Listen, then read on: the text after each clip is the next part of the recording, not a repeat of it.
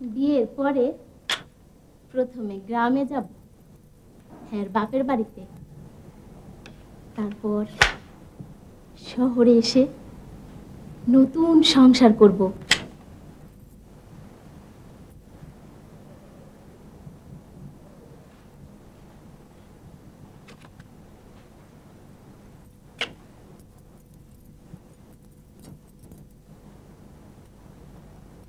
আপা,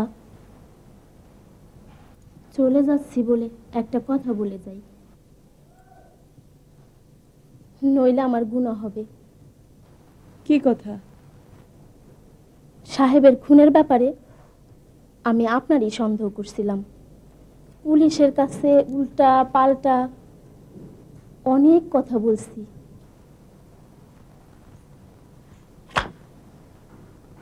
এখন কি মনে করছিস আমি খুনি না? আপনি খুন করলে পুলিশ ইকবাল সাহেবের বাড়ি যাবে কেন?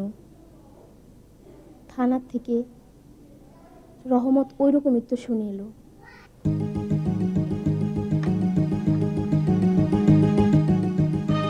আমার কাছে একজন মানুষ নিয়মিত টাকা নিতে আসে, সেটা অনুমান করতে পেরেও পুলিশ ইকবালকে অ্যারেস্ট করতে গেল।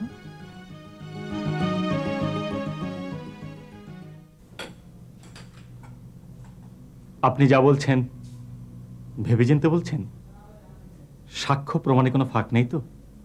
দেখুন, আমার ক্যারিয়ারে বিভ্রান্তি, ভুল, কাঁচা কাজ এই শব্দগুলি নেই। তাছাড়া খুনিকে ধরার জন্য এক্ষেত্রে ছিলাম আমি আরো বেশি তৎপর। যে খুন হয়েছে সে আমার আপন ভাই। কারণ যাই থাক, ফেরেশতার মতো মানুষটাকে আপনি মেরে ফেললেন। মেরে ফেললাম আমি? নাটকের অবশিষ্ট কিছু নেই। প্রমাণগুলি কি এখানেই শুনবেন, না কাঠগড়ায় দাঁড়িয়ে? সে প্রশ্ন পরে আসছে। আপনি কি ওয়ারেন্ট নিয়ে এসেছেন? Yes. পুরো ঘটনা বড় নিখুঁতভাবে করতে চেয়েছিলেন। পারভেজ আপনাকে চূড়ান্ত অপমান করার পরপরই প্ল্যানটা করে ফেললেন।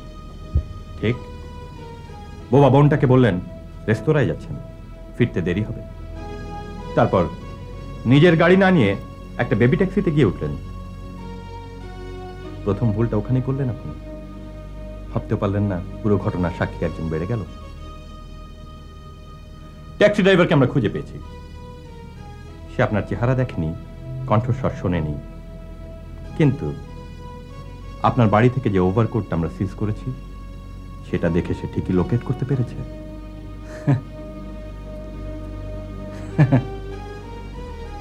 অন্ধকারে চেহারা দেখেনি, অথচ ওভারকোট দেখতে পেল।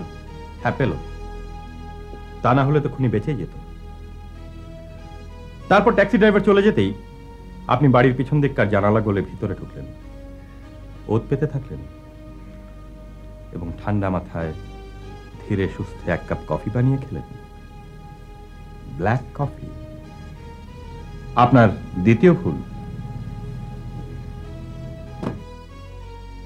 তারপর পারভেজ দরজা খুলতেই কাজটা সেরে নিঃশব্দে চলে গেলেন।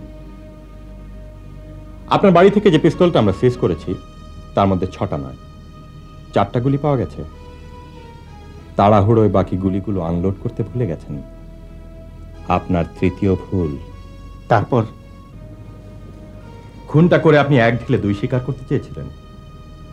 অপমানের প্রতিশোধ এবং ভালোবাসাকে কেড়ে নেওয়ার স্বপ্ন, তাই না? এসব কথাই কি একজনকে খুনি প্রমাণের জন্য যথেষ্ট?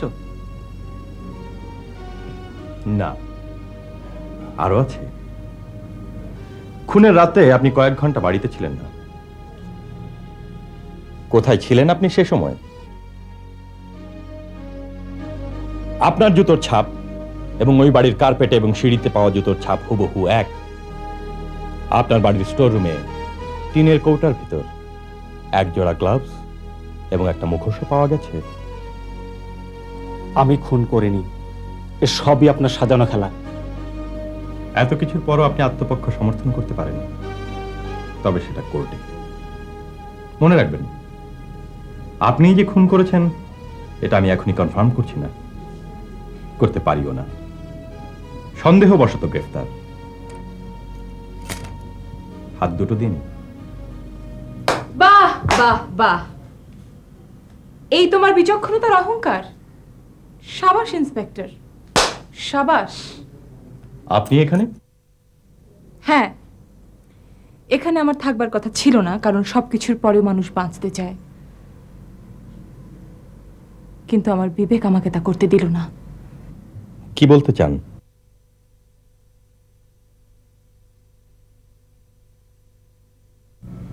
খুনটা আসলে আমি করেছি। বিয়ের রাত থেকে যে মানুষটি আমাকে টর্চার করেছে, সন্দেহ করেছে, ঘৃণা করেছে, তার একটা পরিসমাপ্তি আমি চাইছিলাম। সত্যি একটা সীমা থাকে। সেদিন রাতে ও যখন আমার গায়ে হাত তুললো, আমার মুহূর্তেই মাথায় রক্ত চড়ে গেল। তখনই খুনের চিন্তাটা মাথায় এসে গেল। সারাটা রাত আমি আর ঘুমোতে পারলাম না। সঞ্জিদা, সেই জন্য আমি লোক ভাড়া করেছি, ভাড়াটে খুনিকে নিয়মিত টাকা দিয়েছি। সেসব কথা আর কেউ না জানুক, তুমি তো জানো। কি বলছো তুমি? না না না না, হতে পারে না। কেন হতে পারে না? ভালোবাসো বলে প্রতিদান হিসেবে ফাঁসির কাঠে দাঁড়াতে চাও? হেরে গিয়েও জিতবে তুমি, আর আমি বেঁচে থেকে হারবো? তা হয় না ইকবাল। মিথ্যে, সব মিথ্যে ইন্সপেক্টর। মিথ্যে নয়, সব সত্যি ইন্সপেক্টর। না না, খুন আমি করেছি। খুনটা তো আমি করেছি। ওকে বিশ্বাস করবেন না। আপনি ওকে বিশ্বাস করবেন না। ও আমাকে বাঁচানোর জন্য মিথ্যে বলছে। তুমি আমাকে বাঁচাবার জন্য মিথ্যে কথা বলছো। আমি সত্যি বলছি, খুনটা আমি করেছি। খুনটা আমি করেছি। আমি। Thank you very much. খুনির মুখ থেকে স্বীকারোক্তির জন্য আপনার নাটকটা বেশ ভালো হলো। আপনার প্রতি আমি অশেষ কৃতজ্ঞ। আর ওই যে লোকটির কথা বললেন, সে কোনো ভাড়াটে খুনি নয়, আপনার দুঃসম্পর্কের ভাই রানা। ঠিক?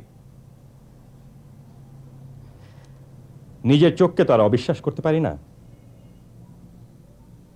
আপনার নষ্ট হয়ে যাওয়া ভাইটা ব্যবসা করে দাঁড়াক, সেজন্য তাকে লুকিয়ে লুকিয়ে টাকা দিতেন আপনি। অতএব আর কোনো কথা আমি শুনবো না। ওনার প্রতি আপনার যতই সিম্প্যাথি থাকুক না কেন, মিথ্যে দোষ মাথায় নিয়ে অপরাধীকে বাঁচাতে পারবেন না। হাতটা দিন।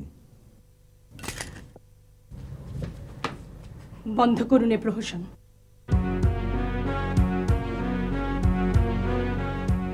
শিলা, তুমি কথা বলতে পারো? তুই কথা বলতে পারিস? সবসময় পারতাম, কিন্তু কখনো বলিনি, কারণ প্রতিজ্ঞা করেছিলাম যতদিন নিজ হাতে প্রতিশোধ নিতে না পারবো, ততদিন এই নিষ্ঠুর পৃথিবীর কোনো মানুষের সঙ্গে আমি কথা বলবো না। ইন্সপেক্টর সাজ্জাদ, কি বিশ্বাস হয় যে খুনটা আমি করেছি? What's wrong? Why everybody is so silent?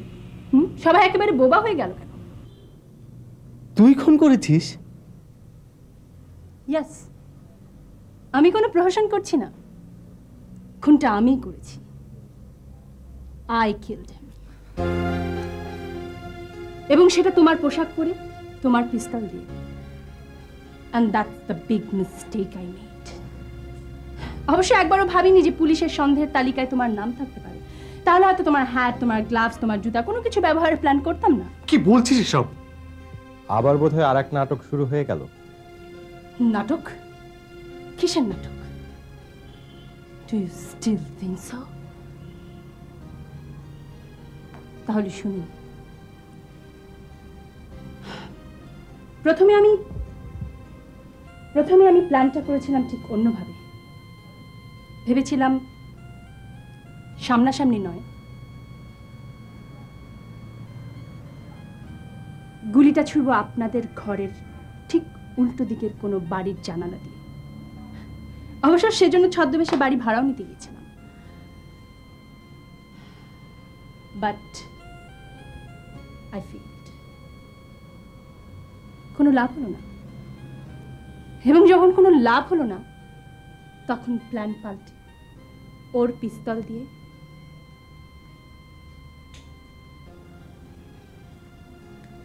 রাতের অন্ধকারে গিয়ে কাজটা সেরে আসলাম। তারপর তারপর তারপর যখন বুঝলাম যে আমারই আশ্রয়দাতা ইকবালের উপর আপনাদের সন্দেহ ধীরে ধীরে ঘনীভূত হচ্ছে, তখন ঘটনাটাকে ঘুরিয়ে দেবার জন্য আরো কয়েকবার হানা দিলাম আপনার বাড়িতে। আইনের চোখে ধুলো দেবার চেষ্টা করেছিলাম, যাতে আপনাদের মনে এটা সাধারণ কোনো ডাকাতির ঘটনা মনে হয়, বা মনে হয় যে কেউ টাকা পয়সা, ধন সম্পত্তি বা দলিলপত্র চুরি করার জন্য খুনটা করেছে। থামুন। আপনি কেন খুন করবেন? পাল্টা প্রশ্ন তো আমিও করতে পারি। I can ask you the same question. ও কেন খুন করবে? পিস্তলের ট্রিগারে কি ওর আঙ্গুলের ছাপ পেয়েছেন? পাননি। কফির কাপে যে ফিঙ্গারপ্রিন্ট ছিল সেটা কি ইকবালের ছিল? নিশ্চয়ই নয়। বাড়ি ভাড়া নিতে আসা মহিলার ভুলে ফেলে যাওয়া পানের কৌটার ফিঙ্গারপ্রিন্ট কি আপনি পরীক্ষা করে দেখেছিলেন? করেননি। সেই ছাপ নিলে হয়তো একে একে দুই যোগফল মেলানো আপনার পক্ষে সহজ ছিল, because you have that correct information that he was at the Outview restaurant during that killing. But you simply overlooked. আপনি উপেক্ষা করতে চেয়েছেন। কেন চেয়েছেন? সম্ভবত এই কারণেই তো। যদি ইকবাল বা সানজিদার হুকুমে কোনো তৃতীয় পক্ষ খুনটা করে থাকে, তাহলে ওদের দুজনের মধ্যে একজনকে অ্যারেস্ট করলে সত্যতা বেরিয়ে পড়বে। Inspector Sajjad, I really feel pity for you. আপনি একবারও ভাবতে পারলেন না তৃতীয় পক্ষ এমন কেউ হতে পারে যে জানে পঙ্গু ইকবালের পোশাক কোথায় থাকে, পিস্তল কোথায় থাকে, জুতো কোথায় থাকে? কি ব্যাপার, আপনার চেহারা এরকম ফ্যাকাশে হয়ে আসছে কেন? এখন একটু একটু করে কনফিউশন বাড়ছে, তাই তো? হ্যাঁ, খুনটা আসলে কে করেছে? আশ্চর্য। আমি আবারও জানতে চাইছি, আপনি খুন করবেন কেন? এত কেন কেন করো না তো, আমার একদম ভালো লাগছে না।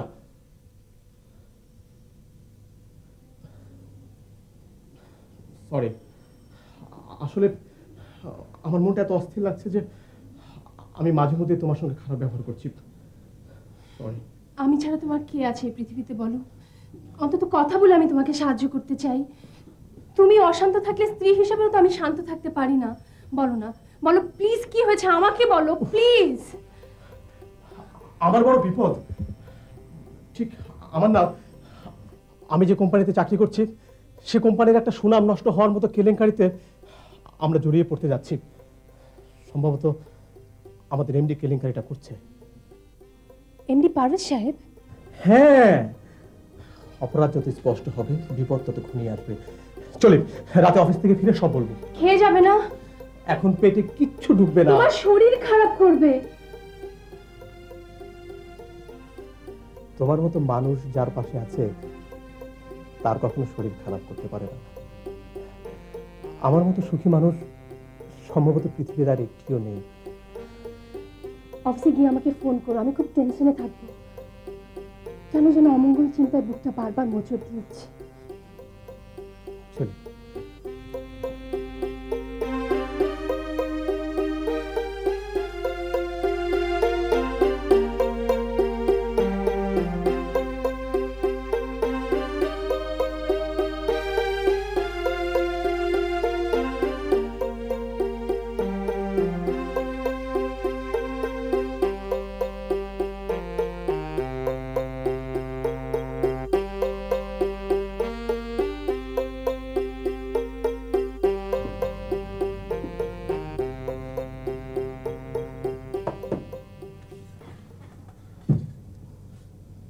সবই তো শুনেছেন, নিশ্চয়ই টেনশন হচ্ছে। এটা আপনি কেন করতে গেলেন স্যার? আপনি আমাকে আপনার কোম্পানির ডান হাত বলেন, অথচ নিষিদ্ধ ঔষধগুলো কিনে গোডাউনে স্টোর করলেন, বিক্রির উদ্যোগ নিলেন।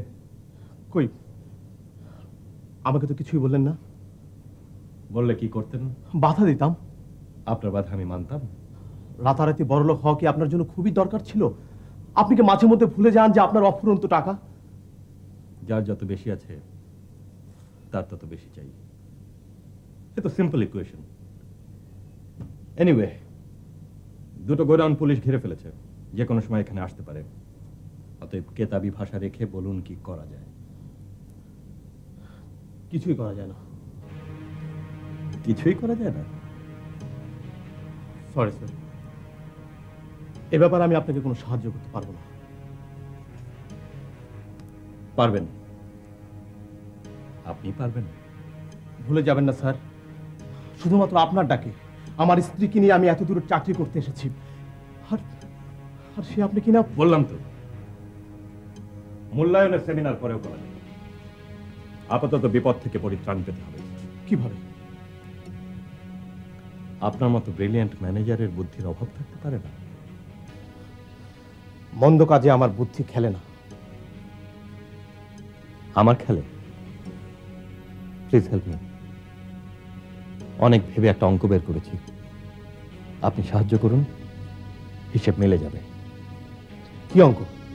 পুলিশকে বলবো কোম্পানির বিশ্বস্ত ম্যানেজার হিসেবে আপনি সবকিছু দেখাশোনা করতেন।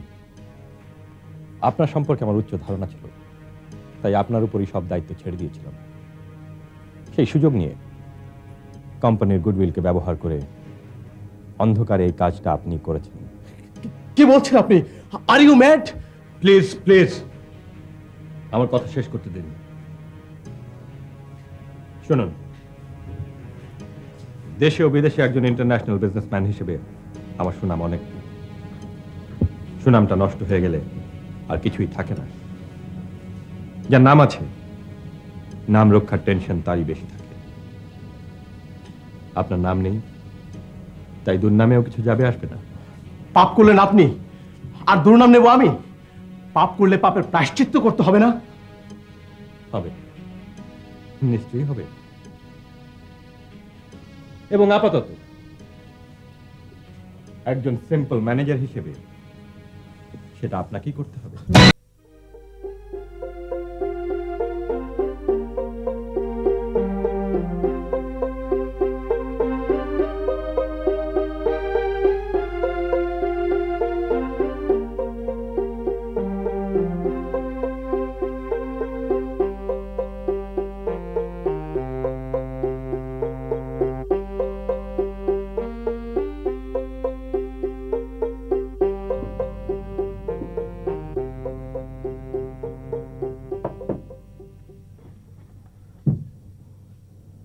সবই তো শুনেছেন, নিশ্চয়ই টেনশন হচ্ছে। এটা আপনি কেন করতে গেলেন স্যার? আপনি আমাকে আপনার কোম্পানির ডান হাত বলেন, অথচ নিষিদ্ধ ঔষধগুলো কিনে গোডাউনে স্টোর করলেন, বিক্রির উদ্যোগ নিলেন। কই, আমাকে তো কিছুই বললেন না। বললে কি করতেন? বাধা দিতাম। আপনার বাধা আমি মানতাম? রাতারাতি বড়লোক হওয়া কি আপনার জন্য খুবই দরকার ছিল? আপনি কি মাঝে মধ্যে ভুলে যান যে আপনার অফুরন্ত টাকা? যার যত বেশি আছে তার তত বেশি চাই। এ তো সিম্পল ইকুয়েশন। এনিওয়ে, দুটো গোডাউন পুলিশ ঘিরে ফেলেছে, যে কোনো সময় এখানে আসতে পারে। অতএব কেতাবি ভাষা রেখে বলুন কি করা যায়। কিছুই করা যায় না। কিছুই করা যায় না? সরি স্যার, এ ব্যাপারে আমি আপনাকে কোনো সাহায্য করতে পারবো না। পারবেন? আপনি পারবেন? ভুলে যাবেন না স্যার, শুধুমাত্র আপনার ডাকে আমার স্ত্রীকে নিয়ে আমি এত দূরে চাকরি করতে এসেছি। আর আর সে আপনি কিনা বললাম তো, মূল্যায়নের সেমিনার পরেও করা যাবে। আপাতত বিপদ থেকে পরিত্রাণ পেতে হবে। কিভাবে? আপনার মতো ব্রিলিয়ান্ট ম্যানেজারের বুদ্ধির অভাব থাকতে পারে না। মন্দ কাজে আমার বুদ্ধি খেলে না। আমার খেলে? Please help me. অনেক ভেবে একটা অঙ্ক বের করেছি, আপনি সাহায্য করুন, হিসেব মিলে যাবে। কি অঙ্ক? পুলিশকে বলবো কোম্পানির বিশ্বস্ত ম্যানেজার হিসেবে আপনি সবকিছু দেখাশোনা করতেন। আপনার সম্পর্কে আমার উচ্চ ধারণা ছিল, তাই আপনার উপরই সব দায়িত্ব ছেড়ে দিয়েছিলাম। সেই সুযোগ নিয়ে কোম্পানির গুডউইলকে ব্যবহার করে অন্ধকারে এই কাজটা আপনি করেছেন। কি বলছেন আপনি? Are you mad? Please please, আমার কথা শেষ করতে দিন। শুনুন, দেশে ও বিদেশে একজন ইন্টারন্যাশনাল বিজনেসম্যান হিসেবে আমার সুনাম অনেক। সুনামটা নষ্ট হয়ে গেলে আর কিছুই থাকে না। যার নাম আছে, নাম রক্ষার টেনশন তারই বেশি থাকে। আপনার নাম নেই, তাই দুর্নামেও কিছু যাবে আসবে না। পাপ করলেন আপনি, আর দুর্নাম নেব আমি? পাপ করলে পাপের প্রায়শ্চিত্ত করতে হবে না? হবে, নিশ্চয়ই হবে। এবং আপাতত একজন সিম্পল ম্যানেজার হিসেবে সেটা আপনাকেই করতে হবে। ঘাবড়াচ্ছেন কেন? এরকম ঘটনা অহরহ ঘটে। অপরাধের দায়িত্ব নিয়ে আপনি জেলে যাবেন, আমি লক্ষ লক্ষ টাকা খরচ করে আপনার জামিনের চেষ্টা করব, বিশ্বের সেরা উকিল লাগাবো। তারপরেও যদি কিছু না হয়, যতদিন জেলে থাকবেন আপনার পরিবারের সমস্ত দায়িত্ব আমার। ব্ল্যাঙ্ক চেক দিচ্ছি, অঙ্কটা বসিয়ে আপনার অ্যাকাউন্টে জমা করিয়ে দিন। আপনি একটা উন্মাদ। তুমি একটা উন্মাদ। আমার কাকুতি মিনতি দেখছো, রক্তচক্ষু দেখো। আই বিলিভ ইন পাওয়ার। অতএব তোমাকে তোমার অপরাধের শাস্তি পেতেই হবে। এখানকার সমস্ত টেলিফোন লাইন আমি কেটে দিয়েছি। ঘরে বন্দি হয়ে থাকো। আমি পুলিশকে ফোন করছি। কোম্পানির আড়ালে তুমি এত বড় জালিয়াতি করবে, আর আমরা কিছুই বুঝব না। লোভে পাপ, পাপে মৃত্যু।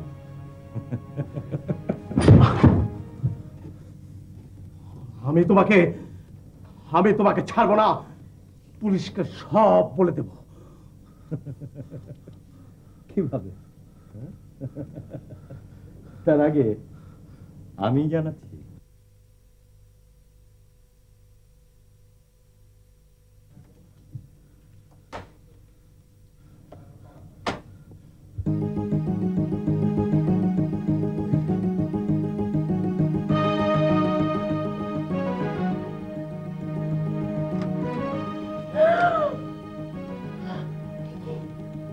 মাই গড, ক্রিমিনাল পারভেজ তার কুকর্মে আমাকে ফাঁসাতে চাইছে। তার মানে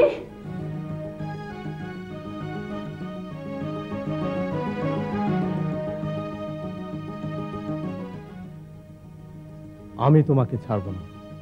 পুলিশকে সব বলে দেব।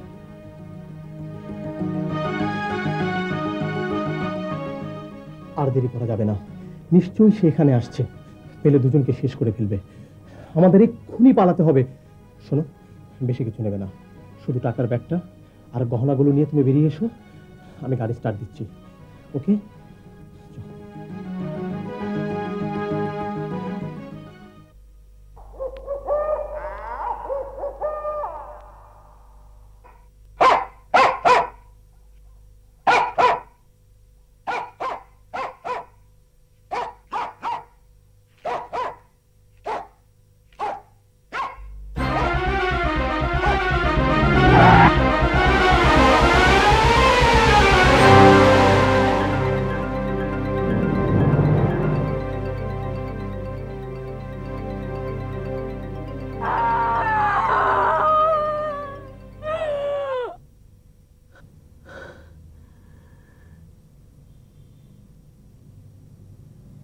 সেই চিৎকারের পর স্তব্ধ হয়ে গেল আমার সব কিছু। বোধ, বুদ্ধি, আশা, আকাঙ্ক্ষা, আমার বেঁচে থাকার স্বপ্ন হয়ে গেলাম বাকরুদ্ধহীন এক পাথরের মূর্তি। এই স্তব্ধতার ভেতর দিয়ে প্রথম আবিষ্কার করলাম এই পৃথিবীটা বাইরে থেকে যতটা মায়াময়, ভেতরে ততটাই নিষ্ঠুর। জানলাম অসাধারণ এই সুন্দর পৃথিবীতে তোমার ভাইয়ের মতো নিজ নৃশংস মানুষও আছে, যারা শুদ্ধ শুভ্র পোশাক পরে মানুষের মধ্যে বেঁচে থাকে, আমাদের সমস্ত স্বপ্ন খেলে। তারপর তারপর কি হলো?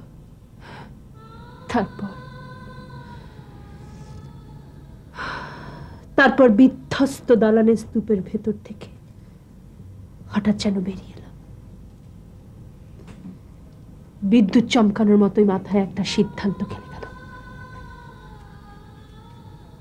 শুনলাম তোমার ভাই এখানে এসে আস্তানা গেড়েছে। আমিও এক কাপড়ে চলে এলাম ইকবালের বাড়িতে।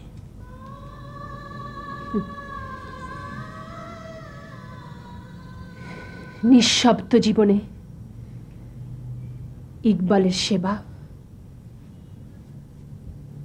আর আমার নীরব প্রতিশোধের পরিকল্পনা।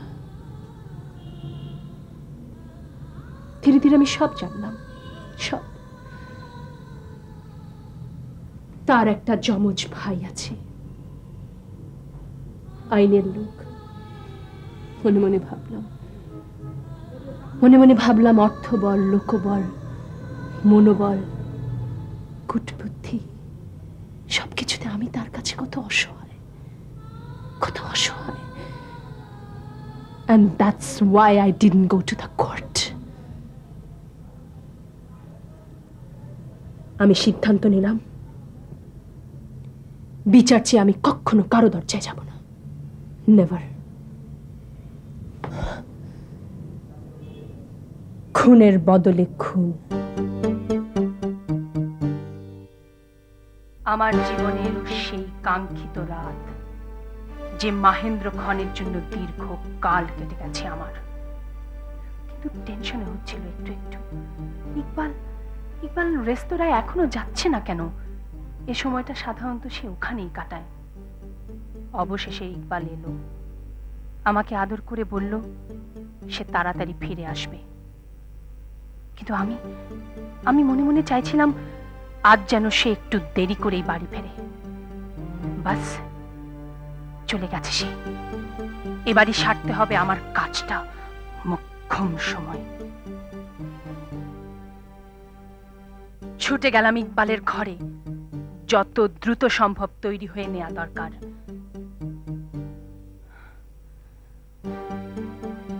কটা বাজে? হ্যাঁ, সবকিছু ঠিক আছে, সবকিছু। বহুদিনের একটা হিসেব, একটা পরিকল্পনা, কোথাও এক চুল ভুল হচ্ছে না তো। তবু সাবধানের মার নেই। পুরো প্ল্যানটা মাথায় আবার রিওয়াইন্ড করে নিলাম। ঠান্ডা মাথায় তখন প্রতিশোধের আগুন। শেষবার ফোন করে দেখে নিই ও বাড়িতে কেউ আছে কিনা। আমি জানতাম সঞ্জিদা একটা পার্টিতে যাবে, মুন্না থাকবে পাশের বাড়িতে।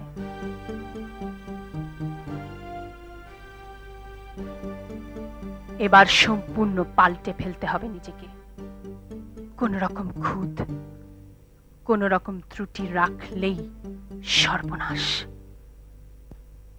ইকবালের ওভারকোটটা পরলে অন্ধকারে চট করে কেউ নিশ্চয়ই আমাকে মহিলা হিসেবে চিনতে পারবে না।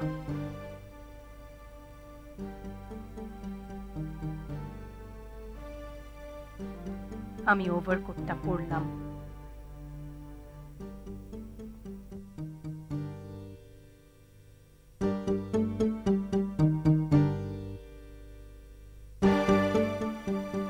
কানের দুলগুলো খুলতে ভুল করলাম না, গলার হারটাও ধীরে ধীরে খুলে ফেললাম। বাস, মাথায় হ্যাট।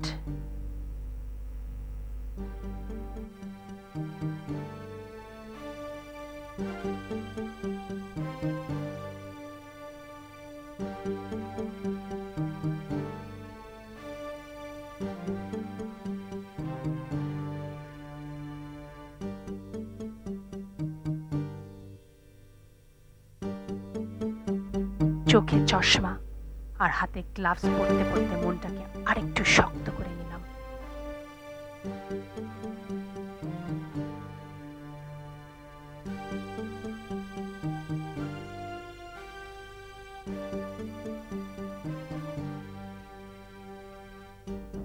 মনে মনে খোদাকে ডাকলাম আরেকবার। বললাম, হে খোদা, হত্যার বদলে হত্যা যদি হয় অপরাধ, তবে তার শাস্তি আমার নিশ্চয়ই প্রাপ্য থাকবে। কিন্তু শুধু এখন আমার মনটা যেন বিচলিত না হয়, তাহলে আমার দীর্ঘদিনের লালিত স্বপ্ন ভেঙে চুরমার হয়ে যাবে। ইকবালের রিভলভার কোথায় থাকে আমি জানতাম। এগিয়ে গিয়ে নিঃশব্দে সেটা তুলে নিলাম। বড় ঠান্ডায় শরীর।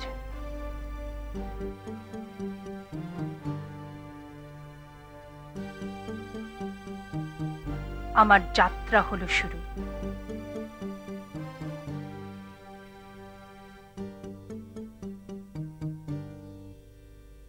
একটা বেবি ট্যাক্সি ধরে এলাম সেই বাড়ির পেছনে। তারপর ছাদের সিঁড়ি বেয়ে উপরে উঠে গিয়ে চিলে কোঠার জানলা দিয়ে নেমে এলাম নির্জন ড্রয়িং রুমে। সাবধানী আমার পা, জুতো জোড়ায় কোনো শব্দ নেই। চারিদিকে তখন নীরবতা। কি ভয়ঙ্কর এই নিস্তব্ধতা! আর যে সহ্য হচ্ছে না।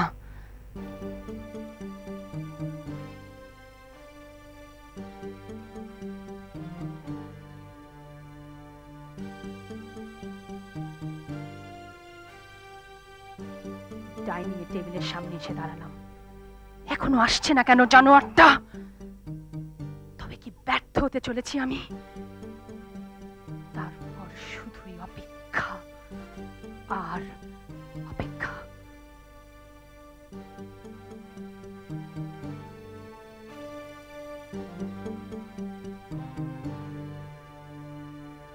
অপেক্ষার প্রহর যেন আর কাটছে না। সময় গড়িয়ে যাচ্ছে, ঘড়ির কাঁটা চলমান। ফ্লাস্ক থেকে কফি ঢেলে খেলাম। ঠিক তখনই শুনতে পেলাম গাড়ি থামার শব্দ।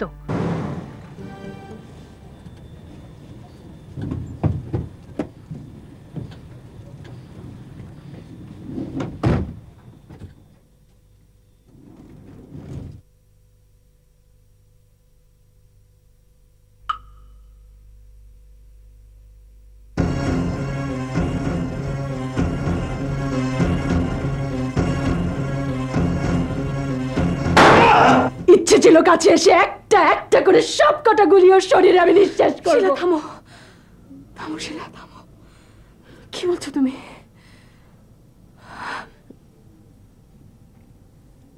প্রতিশোধ? খুনের বদলে খুন? তোমার কি একবারও মনে হলো না শিলা, এই একটি প্রতিশোধের সঙ্গে জড়িয়ে আছে আরো দুটি জীবনের ভবিষ্যৎ? খুনি, মাতাল, প্রতিহিংসা পরায়ণ আর যাই বলো, সব কিছুর পরেও সে তো আমার স্বামী। আমার মুন্না তো সারাটা জীবনের জন্য পিতৃহীন হয়ে গেল শিলা।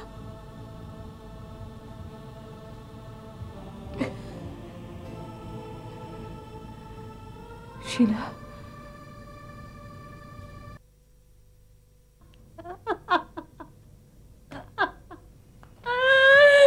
আমার ভালোবাসার মানুষকে যে খুন করে, তার কাছে সব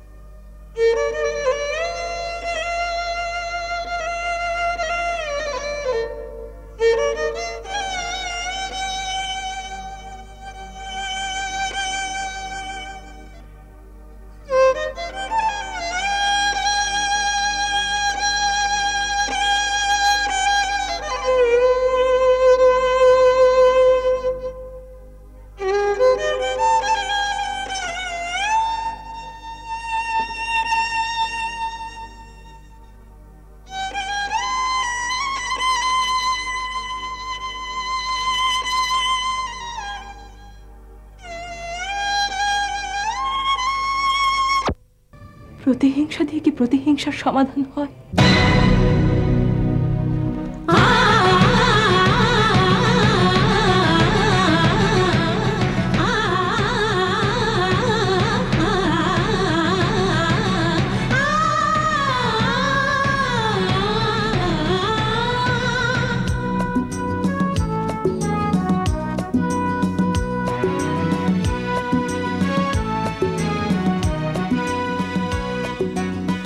হতাশা একটু ঝড় নিমেষে করে দেয় সব কিছু অচেনা।